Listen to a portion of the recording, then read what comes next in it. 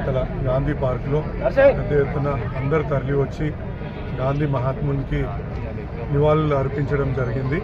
ఆయన ఆశయాలు సాధించడానికి ప్రతి ఒక్కరు కూడా ముందుకు రావాలని ప్రతి ఒక్కరిని ఇక్కడ వచ్చిన ప్రతి నాయకుడిని కోరుకుంటున్నాను పేరు పేరున.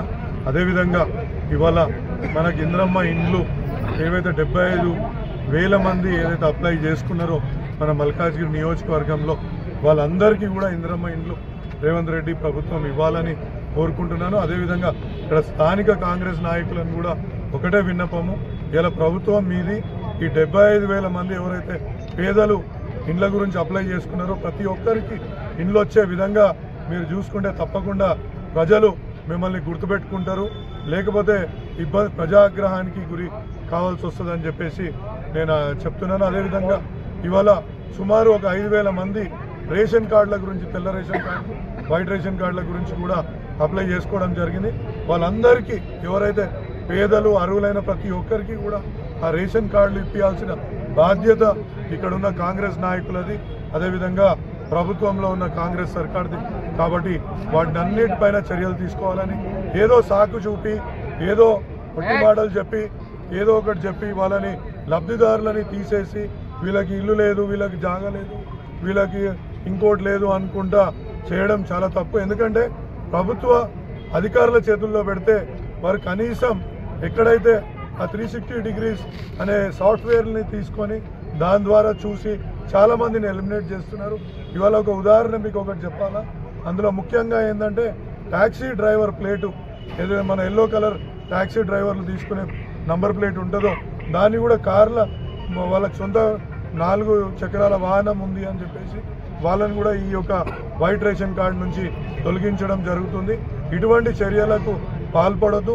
ప్రతి ఇంటికి వెళ్ళి ఇలా ఏంటది గ్లోబల్ పొజిషనింగ్ సిస్టమ్ ద్వారా GPS ద్వారా దాన్ని గుర్తించి ఆ యొక్క లబ్ధిదారులని తెలుసుకొని ప్రతి ఒక్కరికి కూడా ఇండ్లు కానీ రేషన్ కార్డులు కానీ ఇతర ఏవైతే హామీలు ఇచ్చిందో కాంగ్రెస్ ప్రభుత్వం, ఏదైతే గ్యారంటీలు ఇచ్చిందో ప్రతి మహిళకు 2,500 ఇస్తా అన్నారు. ఇవాళ ఇక్కడ ఉన్న ప్రతి ఒక్క మా మల్కాజ్గిరిలో ఉన్న ప్రతి కాంగ్రెస్ నాయకుడిని విన్నవించుకుంటున్నాం, మీరు ప్రజల పక్షాన నిలబడి వీటిని అన్ని ఇప్పియాల్సిందిగా కోరుతున్నాం.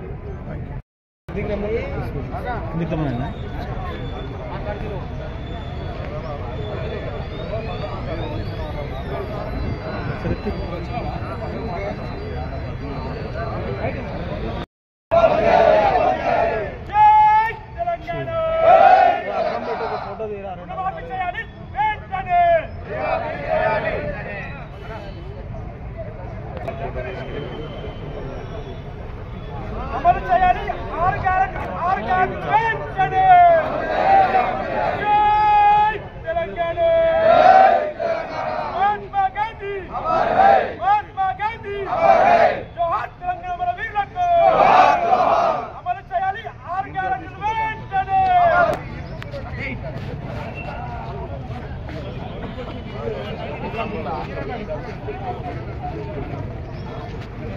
అందరూ 2 నిమిషాలంటే భవనం అంట, అందరూ 2 నిమిషాలు భవనం పడుకొని